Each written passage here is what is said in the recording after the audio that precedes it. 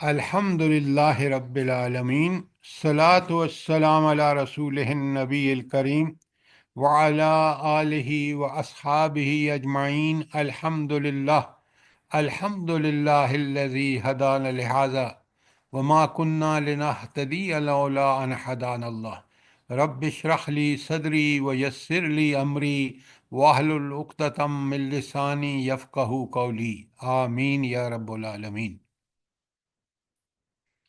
اچھا، سب سے پہلے کل کا ریویژن جو کل ہم نے پڑھا ہے، میں نے ہینڈ آؤٹ اس میں کچھ پہلے والے میں کل جو بھیجا آج پھر بھیجا ہے، اور یہ کریکٹڈ ہے، اور اس کا ٹائٹل ہے سورہ فرقان کی آیت 63 تھا 76 میں، عباد الرحمن کی 14 صفات جو جنت کی بے مثال اور لازوال نعمتوں سے نوازے جائیں گے۔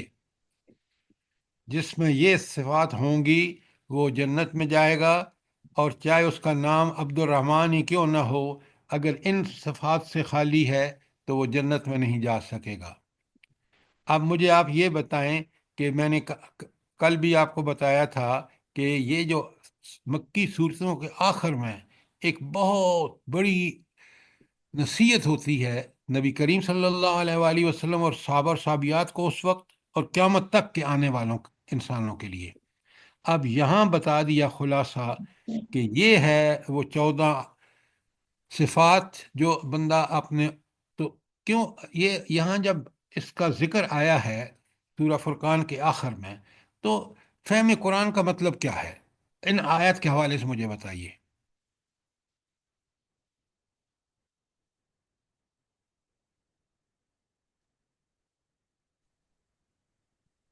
جلدی بتائیں۔ زندگی اور آخرت کی اخروی کامیابی کا مطلب خلاصہ بتا دیا گیا ان آیات میں کہ انسان کو کیسا ہوگا تو دنیاوی لحاظ سے بھی اور سنیں بڑے غور آخرت۔ سے، سنیں، یہ آپ بالکل ادھوری بات کہہ رہے ہیں۔ فہم قرآن یہ ہے کہ آیات جو جس ٹاپک پہ ہے اس کا ہم خلاصہ نکال سکیں۔ فہم قرآن یہ پڑھ کے سمجھ کے، جس طرح میں نے آپ کے سامنے رکھا ہے 63 تا 76 آیات الفرقان کی، ان کا خلاصہ یہ ہے، پہلی بات۔ دوسری بات، کیا یہ ساری صفات میرے اندر ہیں یا نہیں ہیں؟ اگر نہیں ہیں تو فہم قرآن کا تقاضا یہ ہے کہ اب مجھے پتہ چل گیا، میں یہ ساری صفات اپنے اندر پیدا کروں، جس سے منع کیا گیا ہے اس سے رک جاؤں۔ دوسری بات۔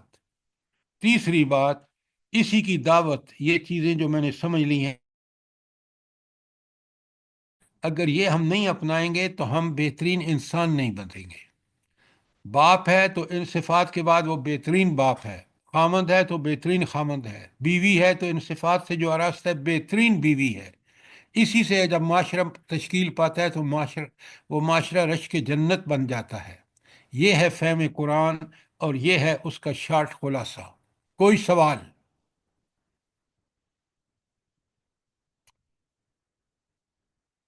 دیکھیں، یہ سب چیزیں مثالوں کے ذریعے آپ کے سامنے آ رہی ہیں، اور کس طرح کرنا چاہیے وہ بھی طریقے آپ کو بتائے جا رہے ہیں۔ اللہ تعالیٰ مجھے بھی اور آپ کو ان کو ٹھیک ٹھیک سمجھنے، قرآن کو پڑھنے سمجھنے، اس پر غور و فکر کرنے کے بعد، اس کے تعلیمات کو پوری طرح سمجھنے کے بعد پھر اپنا جائزہ لے انسان، اور اگر اس میں نہیں ہے فوراً اس پر اللہ سے توبہ کرے جو گناہ ہو گیا ہے، جو غلطیاں ہو گئی ہیں، اور آئندہ اپنے آپ کو ٹھیک کر لے، پھر وہ جنت کا مستحق ہوا۔ جنت ایسی نہیں ہے، قرآن بار بار کہتا ہے، کیا تم نے یہ سمجھ رکھا ہے کہ یوں ہی جنت میں داخل کر دیے جاؤ گے؟ نہیں، پوری دنیاوی زندگی لگا کے اور اس میں قرآن و سنت کے مطابق عمل کر کے پھر انسان جنت کا مستحق بنتا ہے۔ بات سمجھ آئی ہے کہ نہیں آئی؟ جی سر، جی الحمدللہ۔ جی سر، جی جزاک اللہ۔ جزاک اللہ خیر۔ اچھا، اب میں ان 14 کو پڑھنے کی ضرورت ہے یا آپ خود پڑھ لیں گے؟ خود ہی پڑھ لیے سر، پڑھ بھی لیے، پڑھ لیں گی ساری سسٹر۔ اچھا، پڑھ لیا الحمدللہ، اور یہ صبح آپ نے لکھا ہے بہت بہترین ہے کہ جو رحمان کے بندے ہیں وہ زمین پر اکڑ کے نہیں چلتے، दूसरा कोई जाहिल बहस करता है तो सलाम करके गुजर जाते हैं, और अपने रब के आगे रातों को सजदा करते हैं और रो के दुआएं मांगते हैं, जहन्नम की आग से पनाह मांगते हैं। तो ये बहुत बेहतरीन बातें हैं सारी सर जी। अल्लाह हमें तौफीक अता फरमाए। बेहतरीन इसलिए हैं कि ये मेरे रब ने, जो आलिम कुल है, जो आलिमुल गैब है, जो बिकुल्ल शैइन अलीम है, अला कुल्ल शैइन कदीर है, अगर मैं नहीं करूँगा तो उस वो अजाब देने में और जन्नत देने में इंतहाई इंसाफ से काम लेगा। बेशक। लिहाजा अब आपका काम है कि इसको प्रिंट करा के खुद भी पढ़ें, अपने बच्चों, दूसरे घर वालों को और अपने दोस्त अहबाब को भी, और जो लोग दावत दे रहे हैं उनके हाथ में एक रिटर्न पूरी तरह क्लियर चीज सामने आ गई है। अब ठीक। हम चलते हैं, आज का मजमून बहुत अहम मजमून है, रोजे की फर्जियत। आपके पास हैंडआउट मौजूद है कि रोजे की फर्जियत। अच्छा, सबसे जो बड़ी बात है ना, वो ये है कि रोज़े की फर्जियत का जिक्र सूरह बकरा की आयत 183 में है। मैं आपके सामने पढ़ रहा हूँ। बिस्मिल्लाहिर्रहमानिर्रहीम। या अय्युहल्लज़ीना आमनू। खिताब किससे है? अहले ईमान से, मुझसे और आपसे। अल्लाह फरमाते हैं कुतिबा अलैकुमुस्सियाम, रोज़ा तुम पर फर्ज कर दिया गया, कमा कुतिबा अलल्लज़ीना मिन क़ब्लिकुम, जैसा कि तुमसे पहले लोगों पर भी रोज़ा फर्ज था। रोज़े का मकसद क्या है? लअल्लकुम तत्तकून। तो मकसद ये है कि तुम्हारे अंदर तकवा पैदा हो। अच्छा, सबसे पहले आपको हैरत होगी, मैं दुबई में था, अपनी कंपनी जो मेरे साथ, जिसका मैं मुलाजिम था, तो वहाँ मुझे, मेरे साथ कोई हिंदू जैन थे। तो उनसे मैंने पूछा कि रमज़ान का महीना था, तो उन्होंने कहा हमारे यहाँ भी रोज़ा होता है। तो आप ये देख लें, बनी इसराइल हों या कोई भी आसमानी मज़हब से मुतल्लिक हो, बल्कि मैंने आपको अभी बताया हिंदुओं के अंदर भी रोज़ा है। तो रोज़ा फ़र्ज था, आज भी रोज़ा फ़र्ज है, क्योंकि कुरान ने एक माह के रोज़े रखे हैं। रोज़े का मकसद तकवा पैदा करना है। अच्छा, अगर मैं जनरली आपसे पूछूं कि रोज़े का मफहूम क्या है, रोज़ा क्यों फ़र्ज किया गया है, जल्दी बताएं। सर, बुराइयों से बचना और नेकियों की तरफ सबकत करना ये और बात जिस्मानी डॉक्टर साहब आपकी फायदा भी बिल्कुल है। ठीक है। अगर हाँ जी, आप इस तरबियत के लिए। तरबियत के लिए, तरबियत किसकी? यही जो डॉक्टर साहब ने बताया है कि रोज़ा, देखें ना, आप कभी गौर करें, अल्लाह ताला की हिकमतें देखें। जकिया साहब, आपका कैमरा खुला हुआ है, बंद करें।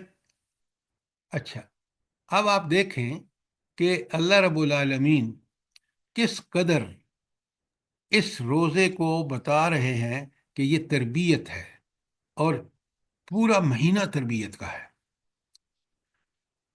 अभी आप देखेंगे, मैं इस हैंडआउट में सब चीज़ें बड़ी तफसील से दी हुई हैं, मैं आपके सामने खोलूंगा।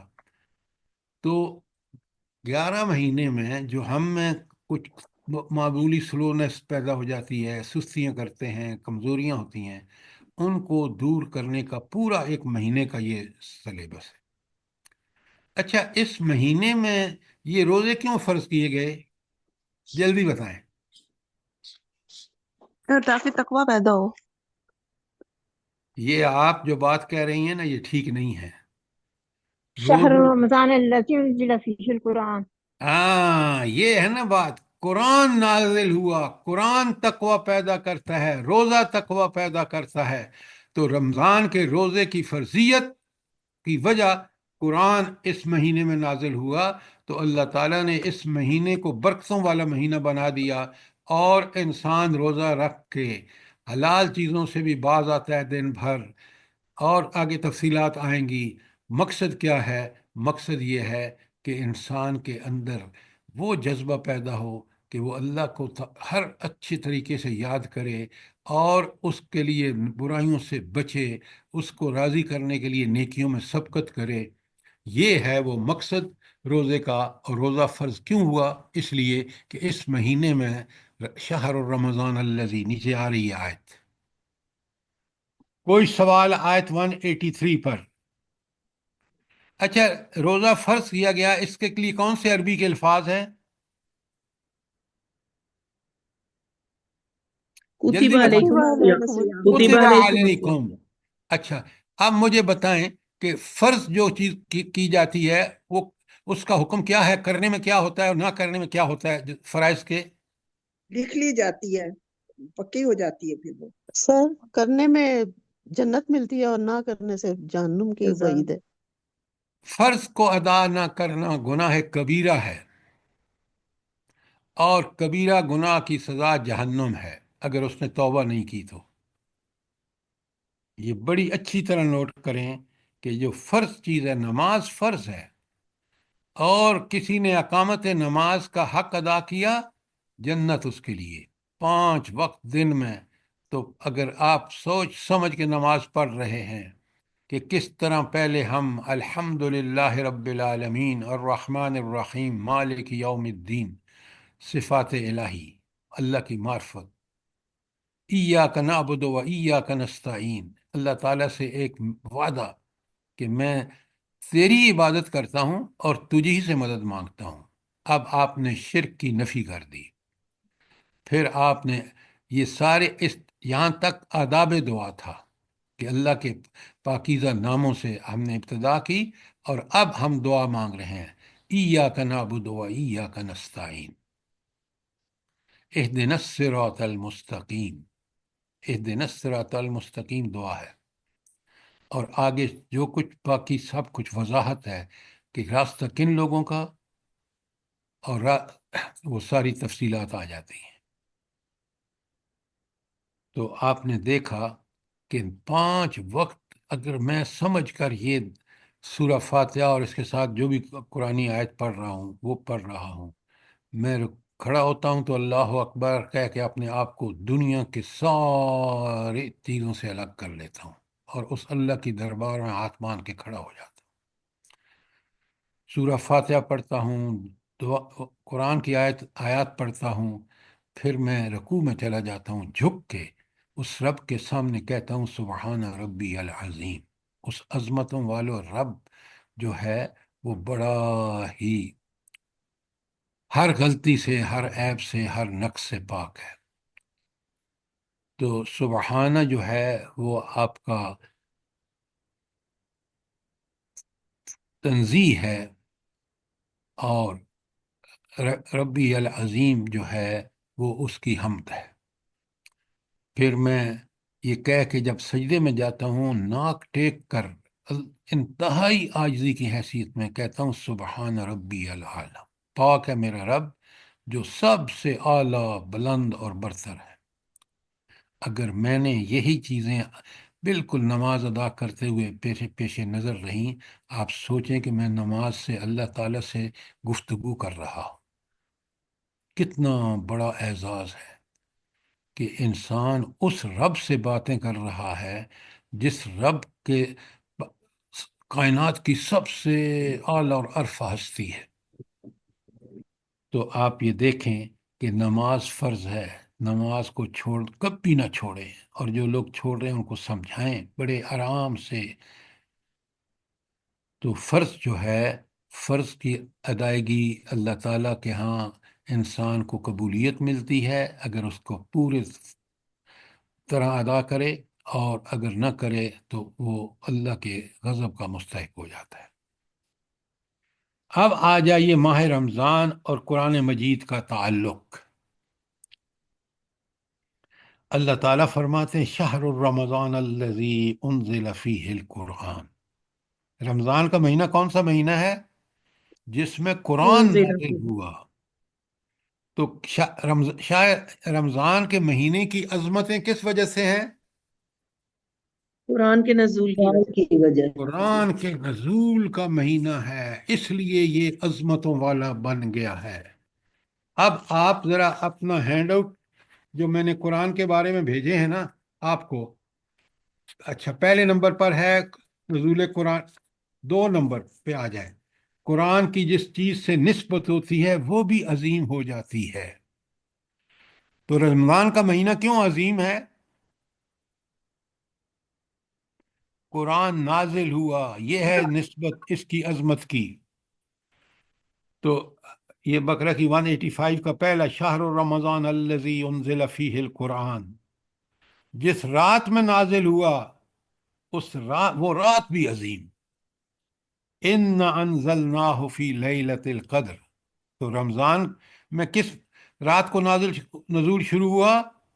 ليلة القدر۔ ہائے ليلة ہائے، القدر۔ ذرا پڑھیں سمجھیں۔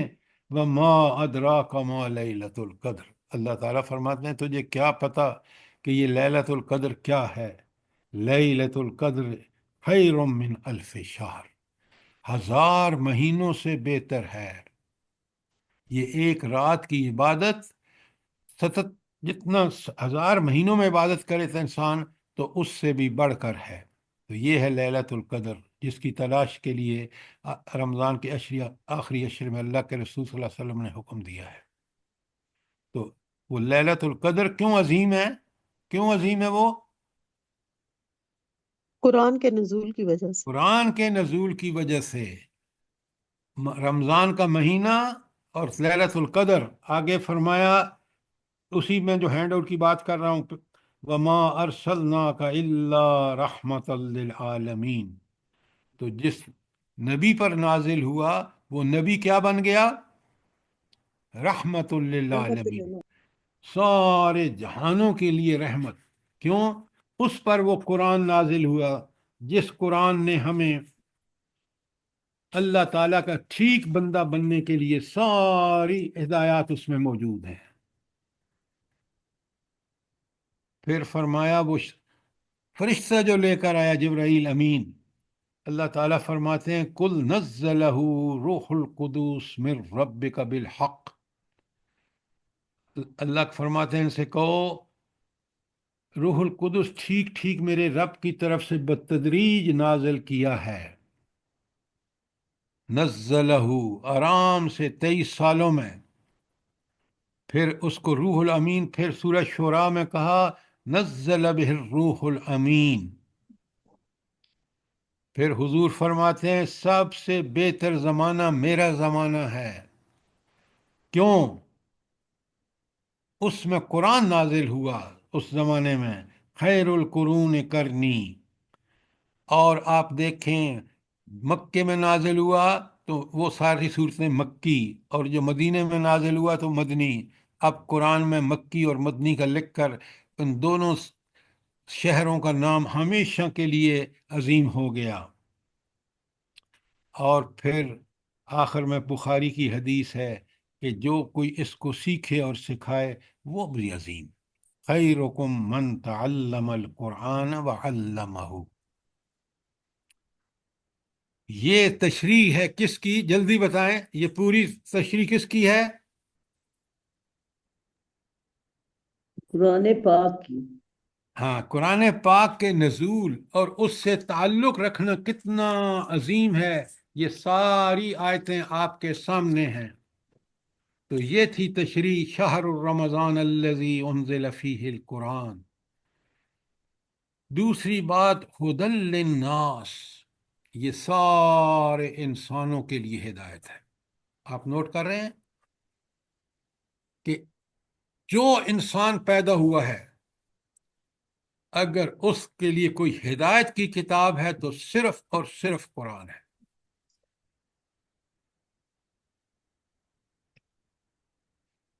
جو اس قرآن پر ایمان لایا، آگے آپ دیکھیں اس قرآن کو مبارک کتاب کہا کہ بڑی برکتوں والی ہے۔ قرآن میں 4 جگہ اس کا ذکر بعد میں آتا ہے۔ اچھا، ھدی للناس 2 لفظ ہیں، ذرا سوچیں کہ کتنا وسیع مفہوم ہے۔ ناس سے مراد وہ لوگ ہیں جب قرآن نازل ہوا سے لے کر قیامت تک کا دن، صدیوں پر محیط انسانوں کے لیے۔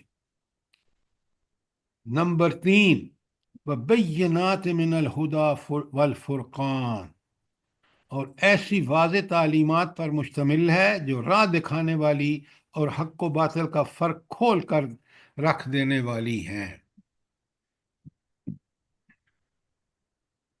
بیلنس کون سی چیز ہے اس کی جو سب سے پہلے ضروری ہے، جو ہمیں حق و باطل میں تمیز کر کے بتائے؟ کیا ہے سب سے پہلی چیز؟ کیا ہے؟ جلدی بتائیں۔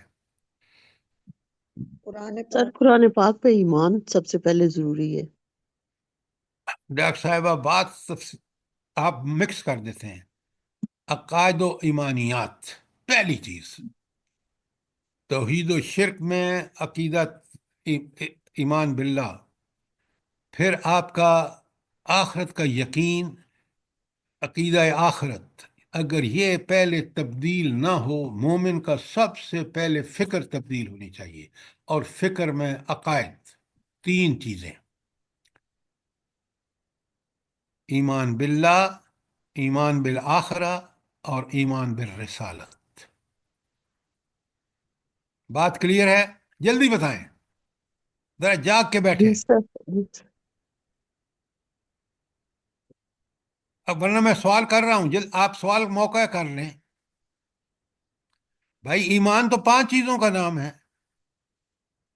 جی سر کتب بھی اس بالکل میں ٹھیک ہے۔ جی جی سر ایسے ہی ہے، جزاک اللہ۔ نہیں، لیکن میں نے 3 کہی ہیں، 5 میں نے ذکر ہی نہیں کیا، کتب اور اس کا، انبیاء کا، ملائکہ۔ ساری ملائکہ کا۔ جی کیونکہ اللہ تعالیٰ نے حالت میں ہی آ جاتی ہیں۔ فرشتوں کے ذریعے کتابوں کو بھیجا ہے انبیاء پر، تو وہ انبیاء پر ایمان ہی، اور اللہ اور انبیاء پر ایمان ہی ان دونوں چیزوں پر بھی مشتمل ہو شاباش، جاتا ویری گڈ ویری گڈ۔ یہ ملائکہ اور کتب جو ہیں ان کا وہ ایمان برسالت کا ساتھ آ جاتی ہیں۔ ایک ایک چیز بڑی کلیئر ہونی چاہیے۔ اچھا، اب اللہ تعالیٰ فرما رہے ہیں 4 نمبر، اسی آیت 183 میں چل رہا ہوں۔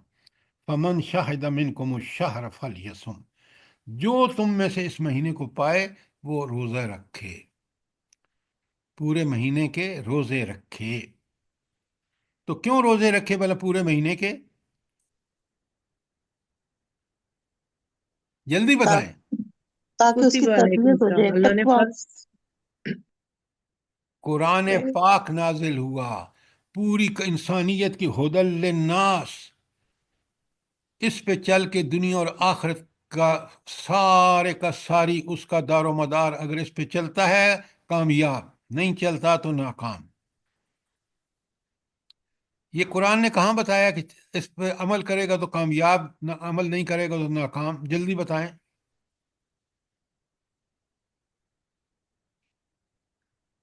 فَإِمَّا يَأْتِيَنَّكُم مِّنِّي هُدًى فَمَن تَبِعَ هُدَايَ فَلَا خَوْفٌ عَلَيْهِمْ وَلَا هُمْ يَحْزَنُونَ۔ یہ تو عمل کرنے والوں کا، والذین کفروا والذین کفروا سفر وکذبوا وقت۔ بآیاتنا اولئک اصحاب النار هم فیہا خالدون۔ یہ آیتیں آپ کو زبانی یاد ہونا چاہیے۔ ماشاءاللہ آپ اتنے قرآن کے اچھے طالب علم ہیں، تو کیوں نہیں آپ یاد کرتے؟ یہی بات سورہ، لکھیں آپ، میں نے لکھوائی ہیں آپ کو آگے، یہی بات قرآن نے سورہ طہ کی آیت 123 تا 126 میں کہی ہے۔ اچھا، اب دیکھیں کتنی وسیع المانی ہے یہ۔ میں نے اب آپ کے سامنے پڑھا ہے، چوتھی چیز پڑھی ہے فمن شاہد منکم الشہر فلیصم، اور 5ویں چیز ہے ومن کان مریضا او علی سفر فعدۃ من ایام اخر، جو تم میں سے اس مہینے میں بیمار ہو یا سفر پر ہو تو وہ اس کی تعداد پوری کرے رمضان کے بعد۔ یعنی اگر وہ سفر پر ہے، 5 دن سفر کیا، یا بیمار ہے 10 دن 20 دن بیمار رہا، تو یہ روزے جو ہیں جو اس کے مس ہوئے ہیں رمضان کے، وہ بعد میرے روزے رکھے، پورے کرے یہ تعداد۔ اللہ فرماتے ہیں یرید اللہ بکم الیسر، اللہ تعالیٰ تمہارے لیے آسانیاں چاہتا ہے، ولا یرید بکم العسر، کوئی تنگی نہیں چاہتا۔ کیا سبحان اللہ، رب کتنا رحیم اور کریم ہے۔ اس نے فرمایا کہ اگر تم سفر میں ہو یا بیمار ہو، روزہ نہیں رکھتے چھوڑ دو، لیکن اس کو پورا کرنا ضروری ہے۔ اور آخری بات، وَلِتُكَبِّرُ اللَّهَ عَلَى مَا هَدَاكُمْ، اور اللہ تعالیٰ کی بڑائی بیان کرو اس بات پر کہ اس نے تمہیں ہدایت دی ہے۔ کیا مطلب ہے اس کا؟ جلدی بتائیں۔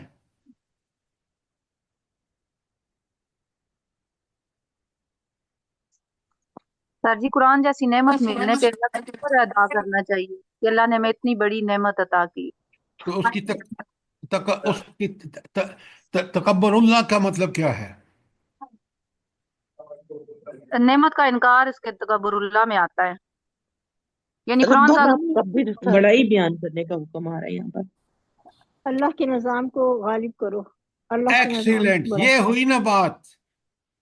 یہ اللہ کا تکبر، سارے اللہ کو کی تکبیر یہ ہے کہ اس کو ہر معاملے میں بڑا بنا دو، چاہے عقیدہ ہو، ایمانیات ہوں، اعمال ہوں، اعمال صالح ہوں، اخلاق ہوں، آپ کے حقوق اللہ ہوں، حقوق العباد ہوں، سب میں اللہ بڑا ہے، اسی کا حکم چلنا چاہیے۔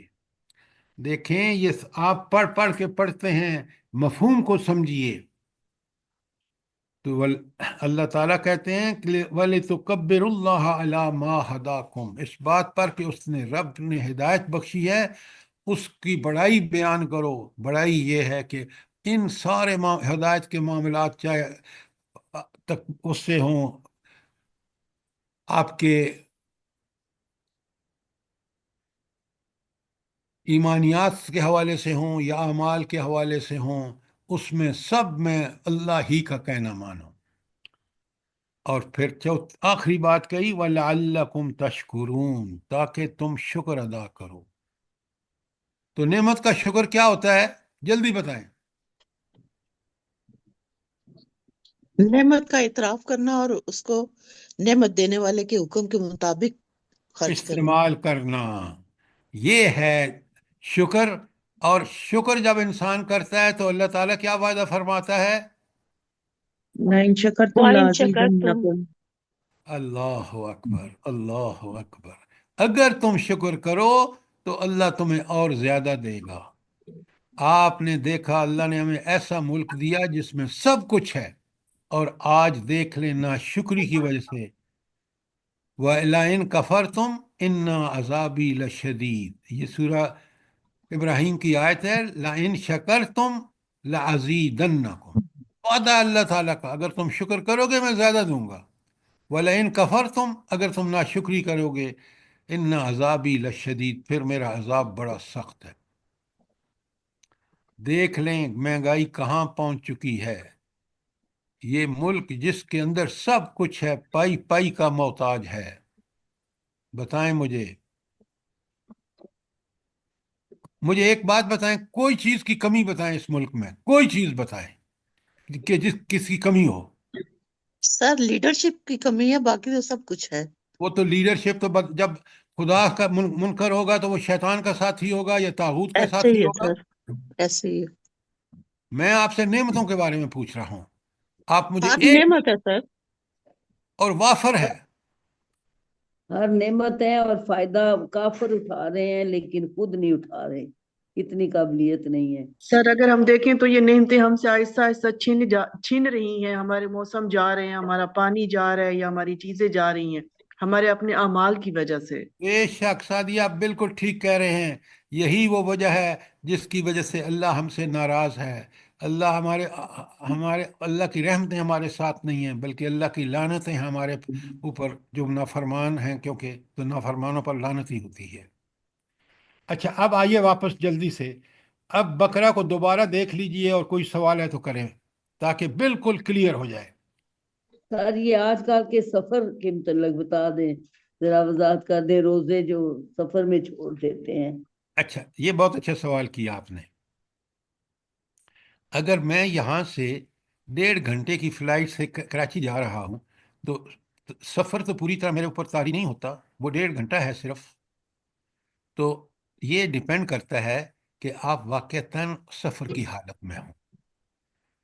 اگر سفر کی حالت آپ پہ طاری ہے کہ آپ کو نمازیں ادا کرنی مشکل ہیں اس وقت، یا آپ جو ہے وہ افطاری اور سحری کے مسائل ہیں، تو پھر آپ اس سفر کو، روزے کو چھوڑ سکتے ہیں۔ لیکن اگر سفر آسان ہو اور آج کل کی جو سہولتیں ہیں، تو انسان کیوں اس روزے کو چھوڑے جس کو اس کو بھارت آخر میں پورا کرنا ہے؟ بتائیں نا۔ سر سڑکوں کے سفر بھی اب تو کم ہو گئے ہیں۔ دیکھیے، یہ وہ چیز ہے، یہ بندہ اپنے آپ کو اچھی طرح اندازہ کر لے کہ یہ میرا سفر اگر میں روزہ رکھ سکتا ہوں تو ضرور رکھوں، تاکہ میرے رمضان کے روزے پورے ہو جائیں۔ رمضان ہی برکتوں کا مہینہ ہے۔ آپ دیکھیں نا کہ اسی روزے نے مجھے فرشتوں سے ملا دیا۔ اوئے، اسی روزے نے مجھے پانی گرم کر، اسی روزے نے مجھے فرشتوں سے کے برابر کر دیا ہے۔ میں پورا دن اللہ کی تعریف، اللہ کی تسبیح پڑھتا ہوں، اور میں جو ہے، یہ صرف روزے میں میرے لیے ممکن ہے کہ میں اس وقت اپنے رمضان کے مہینے میں یا روزے کی حالت میں اس وقت فرشتوں جیسی مخلوق جو اللہ کے قرب کی سب سے زیادہ اللہ کے قریب ہے۔ تو یہ بندے کو خود سوچنا چاہیے کہ واقعی یہ سفر میرے لیے سفر کی کیفیت ہے کہ میں مشکل ہے میرے لیے رفتاری، سیر ہی، روزہ کھولنا، نمازیں، تو چھٹی لے لے، اللہ نے اجازت دی ہے۔ لیکن اگر وہ سفر اتنا آسان ہے کہ یہ سب چیزیں ممکن ہیں، تو پھر اس سفر میں اس روزے کو نہ چھوڑے۔ اب یہ جو آپ کہتے ہیں نا کہ اتنے مہینے، دیکھیں ایک پیدل سفر ہے، وہ ایک دوسری کیفیت ہے، لیکن ان سہولیات جو آج جدید ہیں اس میں دیکھ لیں، اللہ نے اجازت دے دی ہے۔ اگر آپ اس کے سفر کی کیفیات آپ پر طاری ہوتی ہیں تو روزہ چھوڑ دیجئے، لیکن جب جو ہی واپس آئیں سفر سے، اور آپ اپنے روزے فوراً پورے کریں۔ کہیں بندہ مرا گیا اور اس نے وہ روزے پورے نہ کیے تو بڑا مجرم ہوگا۔ اب بات سمجھ آ گئی ہے کہ نہیں آ گئی؟ جی سر۔ اور سر اچھا جان جی، بوجھ کے چھوڑے ہوئے روزے کی تو قضا کا بھی کوئی فائدہ نہیں۔ اچھا، اب چلیں آگے چلتے ہیں۔ تو اگر آپ نے روزے کی فرضیت اور پھر یہ جو رمضان اور روزے کا تعلق ہے پیج 1 پر کوئی سوال ہو ضرور پوچھیں۔ اچھا، اب میں نے آپ کے سامنے یہ جو آپ کا ہینڈ آؤٹ نمبر 1 ہے نا، اس میں ذرا آپ یہ ایک بات یاد رکھیں، یہ ساری وہ چیزیں ہیں جو انتہائی ضروری ہیں قرآن کے لیے۔ مثلا یہ نزول قرآن اور صفات الہی نکال لیجئے، میں پڑھ رہا ہوں اور آپ سوال، آپ سے پہلے اجازت ہے۔ اللہ تعالیٰ فرماتے ہیں سورہ زمر میں، تنزیل الکتاب من اللہ العزیز الحکیم۔ اس کتاب کا نزول کس کی طرف سے؟ وہ اللہ تعالیٰ کی طرف سے جو العزیز بھی ہے اور الحکیم بھی ہے۔ العزیز کا مطلب وہ زبردست ہے، اور الحکیم جو ہے وہ حکمت والا ہے۔ اب مجھے یہ بتائیں کہ اس کے ساتھ لفظ العزیز اور الحکیم نزول قرآن کے ساتھ کیوں آیا ہے؟ جلدی بتائیں۔ سر جی، جو اس کتاب کو پڑھ کر اس پر عمل نہیں کرے گا اس کے لیے تو وہ عزیز ہے، اور اس نے جو یہ قرآن نازل کیا ایک حکمت کے ساتھ نازل کیا، اور یہ تمہارے ہی فائدے کے لیے۔ اللہ آپ کو بہت جزائے خیر دے۔ ذرا آپ چپ رہا کریں تاکہ مجھے دوسرے لوگوں کو بھی سوچنے کا ہم موقع دیں اور وہ بتائیں۔ آپ کتنی محنت سے یہاں درس میں شامل ہوتے ہیں، پلیز ان چیزوں کو سمجھیں۔ العزیز کہتے ہیں وہ ہستی جس کا کوئی مقابلہ نہ کر سکے۔ اگر آپ اس کتاب جو اس العزیز نے نازل کی ہے، اگر آپ اس کتاب پر کما حقہ عمل کریں گے تو پھر آپ بھی، اللہ تعالیٰ آپ کو بھی غلبہ عطا فرمائے گا۔ دیکھ لیں نبی کریم صلی اللہ علیہ وسلم کا زمانہ، دیکھ لیں کیسے غلبہ عطا نے کیا۔ ایک یتیم پیدا ہوئے نبوت کے بعد، دیکھیں درجہ بدرجہ مکے کے 13 سال دیکھ لیں، مدینے میں حکومت دیکھ لیں، سارے غزوات دیکھ لیں، اور پھر آج تاریخ کے اندر اتنی صدیاں گزرنے کے بعد اس غالب رب کی غالب کتاب پر عمل کر کے کس طرح صحابہ اور صحابیات نے دنیا میں ایک پورا نظام قائم کر دیا، اور اس کی مثال کہیں مل نہیں سکتی۔ تو کتاب اس اللہ نے نازل کی ہے جو العزیز ہے۔ اچھا، دوسری بات ہے الحکیم۔ حکمت کا سرچشمہ کون ہے؟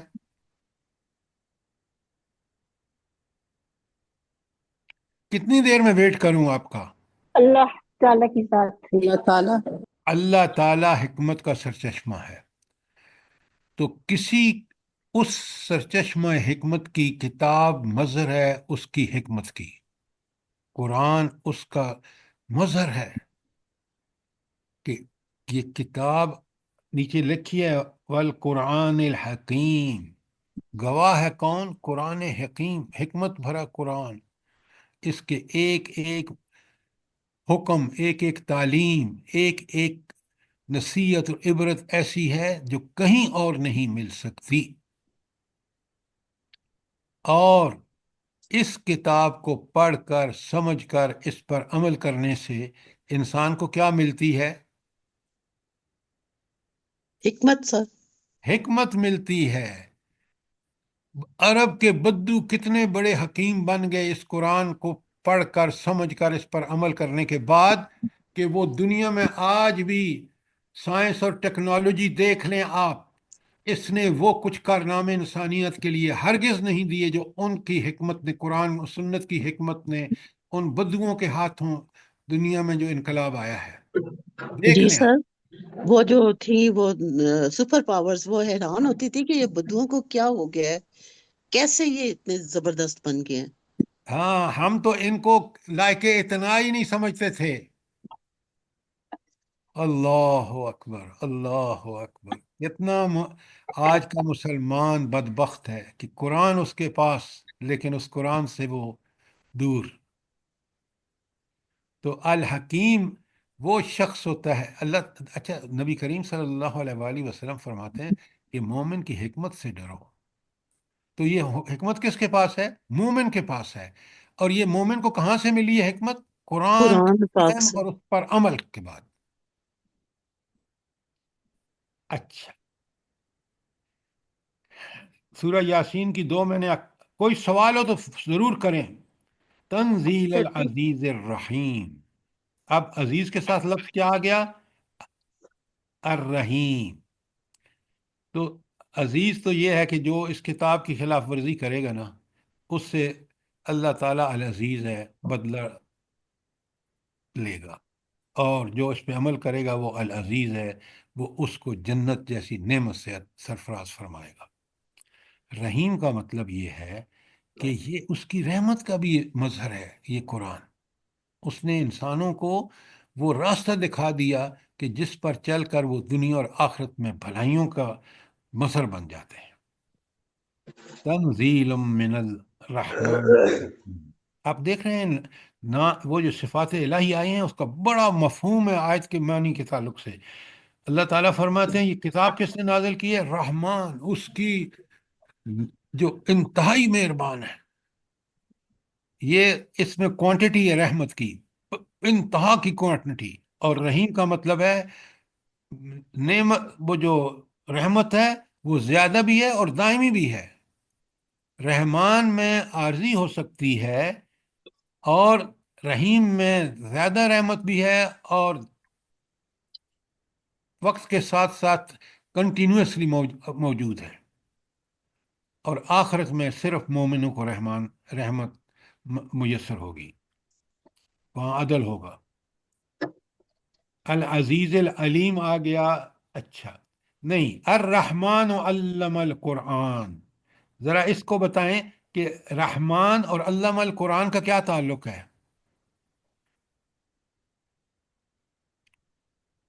سر رحمان نے نازل فرمایا۔ یہ کیا بات ہوئی؟ سر جی اس کی رحمتیں ہی ہیں، یہ قرآن ایک رحمت ہی کی شکل میں ہمارے پاس ہے، تو یہ اس کی سب سے بڑی رحمت ہے ہمارے اوپر کہ اس نے ہمیں یہ قرآن سکھایا۔ الرحمن کا مطلب ہے کہ وہ ہستی جس کی رحمت انتہا سے بڑی ہوئی ہے، اور اس انتہا سے بڑھی ہوئی رحمت کا تقاضا ہوا کہ وہ اپنے بندوں کو قرآن سکھائے۔ کیوں؟ یہ قرآن اس کی رحمتوں کا مظہر ہے۔ جب یہ قرآن انسان سیکھے گا، اس پر عمل کرے گا، تو وہ دنیا اور آخرت میں کامیابی سے ہمکنار ہوگا۔ یہ ہے الرحمن کا تعلق علامہ القرآن سے۔ بات سمجھ آئیے کہ نہیں آئی؟ جی سر۔ جی الحمدللہ سر۔ برائے مہربانی ان چیزوں کو اچھی طرح سمجھیں کہ چند الفاظ ہیں، معنی کا سمندر ہے۔ تنزیل الکتاب تنزیل الکتاب لا ریب فیہ من رب العالمین۔ یہ رب العالمین کا کیا تعلق ہے اس سے جو اللہ تعالیٰ فرما رہے تھے کہ تنزیل الکتاب لا ریب فیہ؟ جس طرح اس کو رب ہے ہمارا اور اس نے یہ ساری کائنات بنائی ہے جس میں کوئی شک نہیں، تو اسی کی طرف سے یہ نازل کرتا ہے یہ کتاب بھی، جس میں کہ ہمیں کسی قسم کا کوئی شک نہیں ہونا چاہیے۔ اور دنیا کے تمام سر انسانوں جی کے لیے وہ چاہے ہمارا ہدایت لے۔ خالق ہے، مالک ہے، رازق ساری ہے، دنیا کے لیے وکیل ہے، قرآن۔ لہٰذا اس کا تقاضا یہ تھا اس کی رحمانیت کا کہ وہ ہم پر ایک ایسی کتاب نازل کرے کہ جس کی وجہ سے ہم ہدایت پا لیں۔ اب ساری باتیں آپ کی ٹھیک ہیں، ایک نقطہ آپ نے جس کر دیا ہے وہ یہ ہے، بڑے غور سے سنیں۔ رب العالمین کا مطلب یہ ہے کہ وہ پوری دنیا کے ہر چیز کو پال رہا ہے، رب ہے، رزق دے رہا ہے، اس کا آقا مالک سب کچھ ہے۔ یہ ساری باتیں آپ نے بتائی ہیں۔ ایک بات آپ نے نہیں بتائی، اور وہ یہ ہے کہ انسان کے اندر روح بھی ہے نا؟ انسان دو چیزوں کا سے مرکب ہے، ایک ہے روح اور ایک ہے جسم۔ جسم کے لیے تو اس نے ربوبیت کا حق ادا کر دیا۔ آپ دیکھ لیں جو جسم کو چیز ضرورت تھی وہ وافر دنیا میں موجود ہے، پانی ہو، ہوا ہو، کوئی چیز دیکھ لیں۔ لیکن روح کی پرورش کے لیے قرآن، کیوں؟ روح آسمانی ہے اور اس کی غذا ڈاکٹر بھی کچھ کرو، آسمان یہ کی ہے۔ گن میں نہیں برداشت کر سکتے۔ تو رب العالمین جو ہے وہ رب العالمین اس لیے ہے کہ اس نے جس طرح انسانوں کی اور پوری مخلوق یہ کی 2 دن ربوبیت 4 دن چیزیں یہاں پڑی رہتی ہیں، ڈبے وغیرہ دینا ہے، اس کو دینا ہے، حفیظ کو تو یاد کیوں رکھا ہے؟ دیں جان۔ امداد بھائی ذرا اپنا مائک تو بند کریں۔ سوری، معاف کیجیے۔ اچھا، تو اب یہاں جو اس روح کی پرورش ہے، وہ رب العالمین تو سارے جہانوں کی پوری مخلوق کے لیے ہے، لیکن اس نے روح کا بھی بندوبست کیا ہے، اور روح کی پرورش کے لیے روح کی غذا جو ہے وہ ہے قرآن۔ یہ ہے اس میں ایک نقطہ جو آپ کو سمجھنا چاہیے۔ بات سمجھ آئی ہے کہ نہیں آئی؟ جی سر جی، بہت اچھی طرح سمجھا آپ، الحمدللہ۔ الحمدللہ۔ اچھا، اب باقی سارے آپ دیکھ رہے ہیں گے، میں اب باقی چند ایک پڑھتا ہوں۔ اللہ فرماتے ہیں سورہ حامیم سجدہ کی 41 پیج 1 پر ہے، ان الذین کفروا بالذکر لما جاءہم۔ یہ وہ لوگ ہیں جن کے سامنے کلام نصیحت آیا تو انہوں نے ماننے سے انکار کر دیا۔ یہ تو بات ہوگی کافروں کی۔ اب کتاب کے بارے میں وَإِنَّهُ لَكِتَابٌ عزیز، مگر یہ کتاب ایک زبردست کتاب ہے۔ اللہ تعالیٰ العزیز اور اس کی کتاب عزیز، کیا مطلب ہے اس کا؟ جی وہ جو آپ نے حدیث سنائی، ان اللہ یرفع بہذا الکتاب قوما ویدع بہ الآخرین۔ آپ مثال دیں بالکل جدید کی اور ایک نبی کریم صلی اللہ علیہ وسلم کے زمانے کی۔ سر وہ نبی کریم صلی اللہ علیہ وسلم کے زمانے میں وہ عظیم بن گئے قرآن پاک کے ساتھ، اور ابھی جن کا تعلق قرآن کے ساتھ ہے وہ عظیم ہے، ان کا غلبہ ہے۔ جیسے افغانستان کی مثال لے لیں، آپ اس کی مثال کی کیوں نہیں مثال دیتے؟ لے لیں۔ آپ اس کی مثال کیوں نہیں دیتے مجاہدین فلسطین کی؟ کوئی ان کے ساتھ نہیں ہے سوائے رب کے۔ جی سر، آپ مجھے بتائیں کوئی مسلمان اسٹیٹ ہے؟ بتائیں۔ کوئی بھی نہیں ہے۔ اور نیتن یاہو نے ٹل لگا لیے، امریکہ نے کون سا ہتھیار اس کو نہیں دیا، لیکن اس کے رب نے ان کی ایسی حفاظت فرمائی، قربانیاں دیں انہوں نے، جنتیں حاصل کی شہادت سے، لیکن دنیا میں بھی وہ کامیاب ترین بن کے رہے۔ یہ ہے انہو کتاب عزیز، جو اس کتاب کو فالو کرے گا وہ زبردست بن جائے گا، جو اس کو چھوڑے گا وہ ذلیل و رسوا ہو جائے گا، دنیا کے چاہے اس کے پاس کتنے ہی ذرائع اور وسائل ہوں۔ مسلمان دیکھ لیے اور کافروں کو بھی دیکھ لیں، نام و نہاد مسلمانوں کو دیکھ لیں، ذرا پلیز اس قرآن کو سمجھیے، یہ عظیم نعمت ہے رب کی۔ سورہ آل عمران کی آیت 164 میں اللہ تعالیٰ فرماتے ہیں لَقَدْ مَنَّ اللَّهُ عَلَى الْمُؤْمِنِينَ، اللہ نے مومنوں پر بڑا احسان کیا، احسان عظیم ہے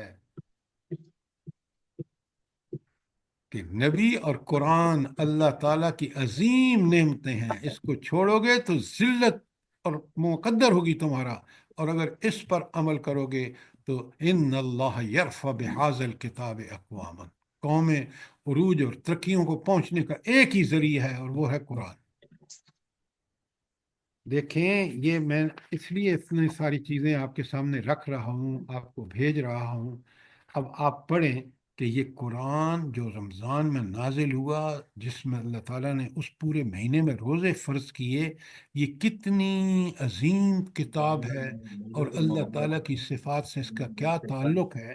آپ مجھے بتائیں کہ یہ چیزیں اگر ہم نہیں سمجھیں گے تو ہم قرآن اور صفات الہی کو سمجھنے میں کوتاہی کریں گے۔ ایگری کرتے ہیں نہیں کرتے آپ؟ جی جلدی بتائیں۔ الحمدللہ سر۔ تو یہ جو آپ کے پاس چیزیں میں نے بھیجی ہیں یہ ایسی نہیں ہیں، ان میں بڑی اللہ تعالیٰ کی حکمتیں ہیں، قرآن کی آیات ہیں، اور آپ دیکھ لیں۔ سر یہ کسی کا مائک کھلا ہوا ہے، اتنا مائک شور۔ کھلا اور بہت ڈسٹرب کر رہا ہے، بالکل نہیں یہ سمجھ آ صافیہ رہی۔ جنجوعہ صاحبہ ہیں، میرے سامنے ہیں، نو میں سر ان میں نے تو بتایا ہے۔ نہیں سعدیہ نہیں ہے، صوفیہ ہے۔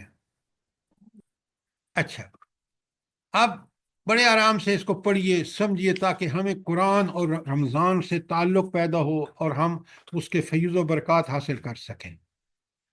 اچھا، اب آپ نے دیکھا، اب میں آپ پیج نمبر 2 پہ ہوں۔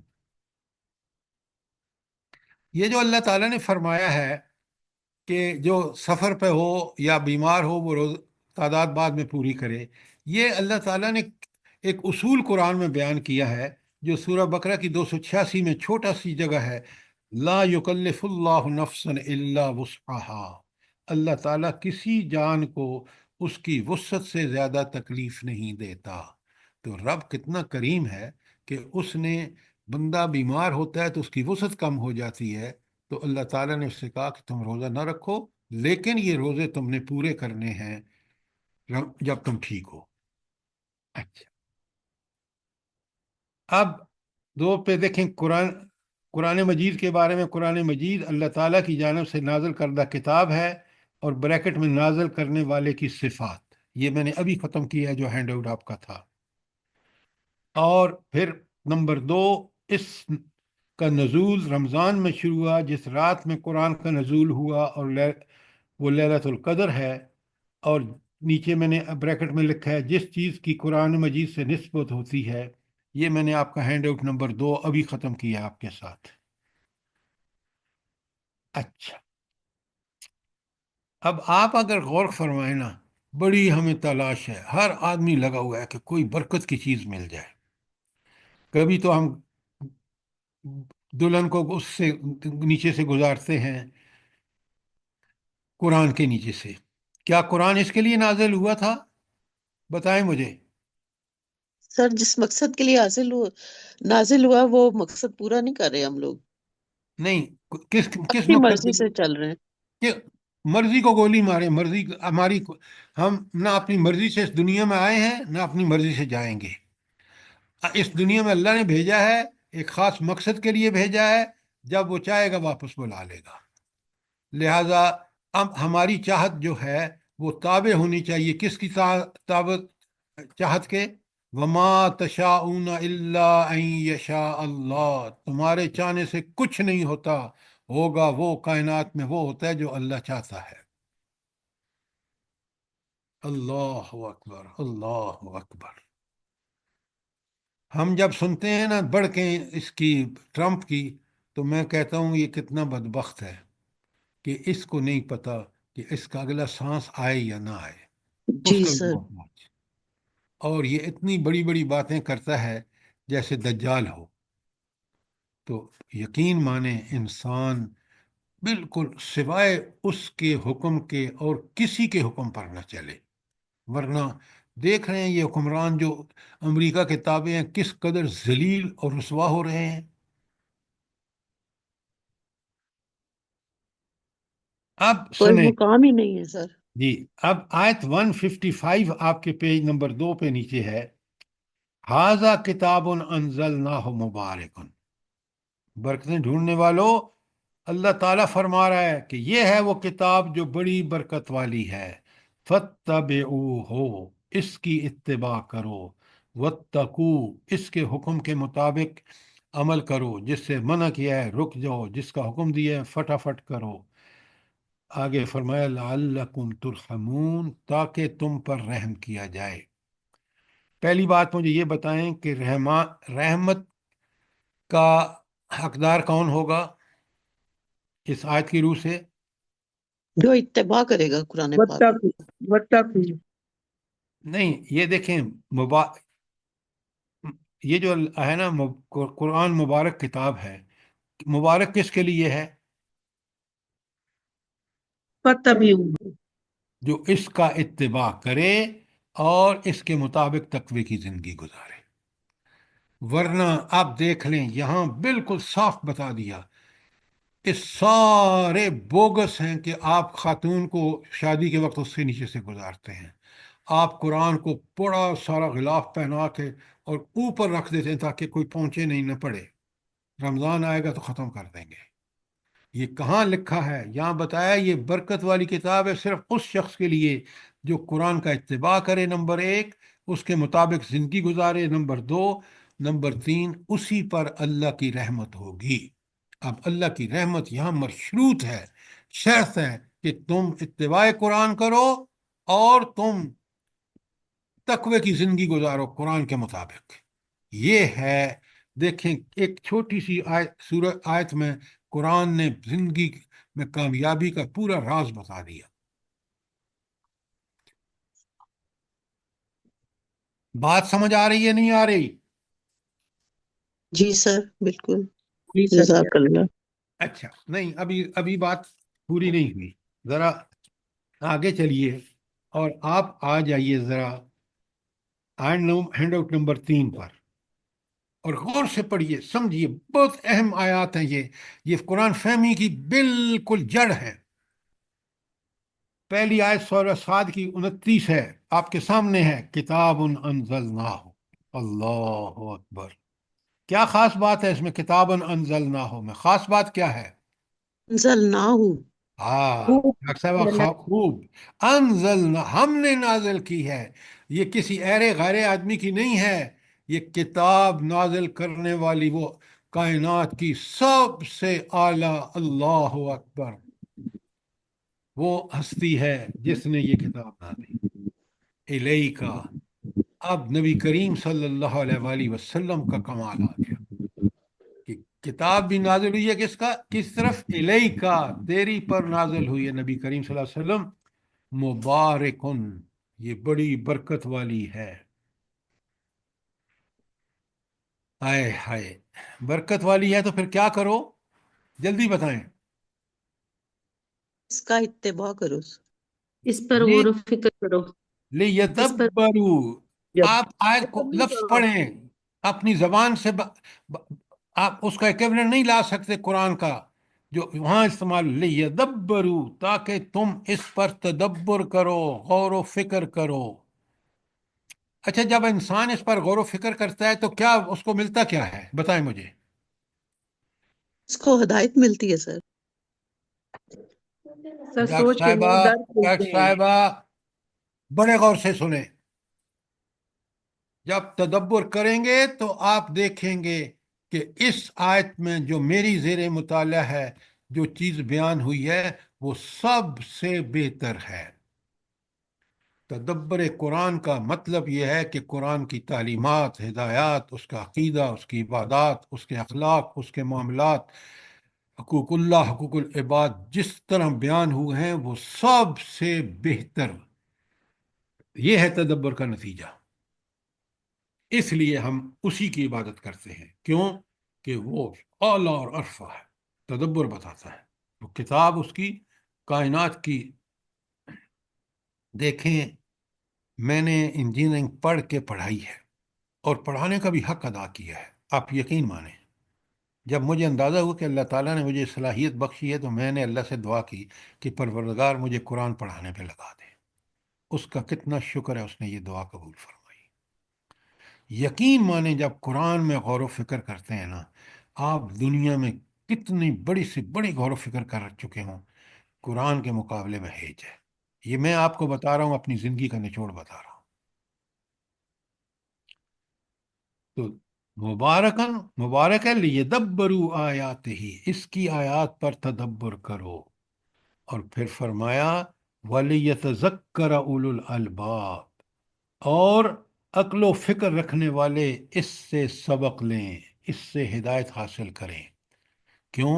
یہی ہدایت کا بہترین طریقہ ہے جو رب نے بتایا۔ کوئی سوال سورہ صاد کی آیت 29 پر؟ شاباش، جلدی کریں۔ اس کے نیچے سورہ نام کی آیت ہے وَهَذَا كِتَابٌ أَنزَلْنَاهُ، بالکل وہی انداز جو اوپر ہے۔ مبارکن، یہ بڑی برکت والی ہے، مصدق الذی بین یدیہ ولتنذر القری ومن حولہ، بڑی خیر و برکت والی ہے، اس چیز کی تصدیق کرتی ہے جو پہلے آئی ہے، ساری آسمانی کتابوں کی تصدیق کرتی ہے، اس لیے نازل کی گئی ہے کہ اس کے ذریعے تم بستیوں کے اس مرکز یعنی مکے اور اس کے اطراف کے رہنے والوں کو متنبع کرو، کیونکہ سب سے پہلے مخاطبین وہی تھے، تو ان نبی کو اللہ تعالیٰ نے حکم دیا کہ یہ کام آپ کریں۔ اچھا، ایک اور چیز بڑے غور سے سنیں، اللہ فرماتے ہیں ھذا کتاب انزلناہ مبارکا فاتبعوہ واتقوا لعلکم ترحمون۔ اچھا، اس کتاب کا ہاں ختم، 9 بجے ذرا ختم ہو گیا۔ آپ خدے جانا کہیں موبائل جانا بند ہے؟ کریں، کیوں جانا تھا موبائل بچوں بند کا؟ کریں پلیز، خدے جانا سی نا یارا۔ اچھا انہوں نے موبائل بند کریں رضیہ سلطانہ صاحبہ۔ آپ ذرا مجھے بتائیں، یہ جو انعام کی 155 پہلے گزر چکی ہے، اس کا لب لباب کیا ہے؟ ھذا کتاب انزلناہ مبارکا فاتبعوہ واتقوا لعلکم ترحمون، لب لباب کیا ہے؟ جلدی اس کا بتائیں۔ اتباع کرو گے تو تقوی حاصل ہوگا۔ ڈاکٹر صاحبہ، اگر اللہ کی رحمتوں کے مستحق ہونا چاہتے ہو تو اس مبارک کتاب کے مطابق تم جو ہے وہ اتباع کرو اس کا، اور تقوی اختیار کرو، پھر رحمت کے مستحق ہو جاؤ گے۔ اگر یہ نہیں ہے تو اس قرآن کو پڑھ پڑھ کے نہ سمجھیں نہ عمل کریں، اور محفلیں جگہ لگائیں اور پتہ نہیں کیا کیا مقابلے کرائیں قرآن کے، کوئی فائدہ نہیں ہے۔ فائدہ اسی وقت ہے جب مقصد کیا ہو، اتباع قرآن اور تقوی۔ رحمت اگر چاہتے ہو، برکت چاہتے ہو تو یہ کام کرو۔ قرآن نے فیصلہ کر دیا، اب آپ دیکھ لیں ہم برکتیں کہاں سے حاصل کر رہے ہیں۔ سب تعویذ بنا کے پہن لیتے ہیں، گھروں میں آیات لکھ کے لگا لیتے ہیں تو تسلی ہو جاتی ہے بس۔ بس وہ تسلی نہیں ہے، یہاں آپ دیکھ رہے ہیں اس آیت نے بڑا واضح کر دیا، یہ قرآن مبین ہے، کھول کھول کے اپنی بات بیان کرتا ہے۔ اور آخر جھنجھوڑ ذکر مبارک، یہ ایسی نصیحت ہے برکت والی ہے، انزلنا ہو، ہم نے، اللہ تعالیٰ فرماتے ہیں ہم نے اس کو نازل کیا ہے، افانتم لہو منکرون، تو کیا تم اس سے قبول کرنے سے انکاری ہو؟ کتنے بدبخت ہو کہ اس کتاب سے جو برکت والی ہے، جو اللہ تعالیٰ نے نازل کی ہے، اس کا انکار کر رہے ہو؟ تو تم سے بڑا کوئی بدبخت نہیں ہو سکتا۔ یہ جو آج آگے اینڈ پہ ہے نا، یونس کی 57 اور 58، یہ مجھے اور آپ کو یاد ہونی چاہیے۔ سنیں، یا ایہا الناس، خطاب کس سے ہے؟ پوری انسانیت۔ ہم لوگوں سے پوری انسانیت سے۔ قد جاءتکم موعظۃ من ربکم، یہ نصیحت کس کی طرف سے آئی ہے؟ من ربکم، تمہارے رب کی طرف سے، اور ہے کیا؟ شفاء لما فی الصدور، یہ شفا ہے ان بیماریوں کی جو سینے کی بیماریاں ہیں۔ سینے کی بیماریاں ہیں کفر، نفاق، حسد، بغض، گنتے جائیے، یہ سب سینے کی بیماریاں ہیں۔ اور آج دنیا میں سب سے زیادہ سینے کی بیماریاں ہیں۔ فزیکل جو بیماریاں ہیں وہ بہت کم ہیں اس کے مقابلے میں، اور ان سینے کی بیماریوں کا علاج کیا ہے؟ القرآن۔ القرآن، اس کی تعلیمات، اس کی ہدایت، اس پر عمل۔ اچھا، آگے میں پڑھ رہا ہوں اور سوال آ رہا ہے، سوچ کے جواب دینا، الٹا سیدھا جواب مت دینا۔ وَهُدًى وَرَحْمَةٌ لِّلْمُؤْمِنِينَ، ہدایت بھی ہے اور رحمت بھی، لیکن مومنوں کے لیے۔ اس کا لب لباب مجھے بتائیں، لب لباب، اصل خلاصہ جلدی بتائیں۔ سر جی جو اس کی ہدایت پر عمل کرے گا وہ رحمت تو اللہ کی رحمتوں کا مستحق بن جائے گا۔ اور سر دیکھیں، جی جو اس سے ہدایت حاصل جو کرتے ہیں، غور و تدبر فکر کرے گا، کرتے ہیں، غور و اس کو فکر، پڑھتے ہیں، آپ سنیں، آپ جو غور بات و فکر، بالکل آدھی کہتے ہیں۔ یہاں شرط لگا دی گئی کہ ہدایت اور رحمت اس کو ملے گی جو اس پر ایمان اور یقین والا ایمان لے کے آئے گا۔ جو اس کو لپیٹ کے گھر میں رکھ دے گا اس کو کبھی ہدایت نہیں ملے گی۔ ہدایت ملے گی اس کو جو اس کو پڑھ کے، سمجھ کے، اور اس ہدایت کو حاصل کر کے اس پہ عمل کرے گا، اس کو رحمت بھی ملے گی۔ لیکن شرط یہ ہے کہ پہلے اس کا کامل ایمان ہو، کہ کائنات میں آج مسلمانوں کا بالکل یہ کامل ایمان ہرگز نہیں ہے کہ ساری بیماریوں کا، دلی بیماریوں کا، قلبی بیماریوں کا علاج یہ کتاب ہے۔ نہ وہ ہدایت سے حاصل کرتے ہیں اور نہ اس کی رحمتوں کے مستحق بنتے ہیں۔ یہاں بتا دیا گیا، اگر میں اور آپ چاہتے ہیں کہ ہمارے گھروں میں بھی قرآن ہو، ہمارے سینوں میں بھی قرآن ہو، ہم اس پر عمل کر رہے ہوں کما حق جیسے صحابہ اور صحابیات نے کیا، تو پھر یہ قرآن ہمارے گھروں کو نور سے منور کر دے گا، ہمارے سینوں کو منور کر دے گا۔ لیکن شرط پہلے ہے کہ یہی وہ کتاب ہے، اس کے علاوہ چاہے میں ڈگریاں لے کے جرنیل بن جاؤں، جج بن جاؤں اس ملک کا، مجھے کبھی یہ اللہ کی رحمت، جب تک کہ میں اللہ کی اس کتاب کا پوری طرح یقین نہیں کروں گا۔ آپ نے دیکھا کہ مبارک کتاب کن کے لیے ہے؟ بڑی کلیئرلی قرآن نے، اسی لیے قرآن کتاب مبین ہے۔ کوئی سوال، کوئی چیز کلیئر نہ ہوئی ہو؟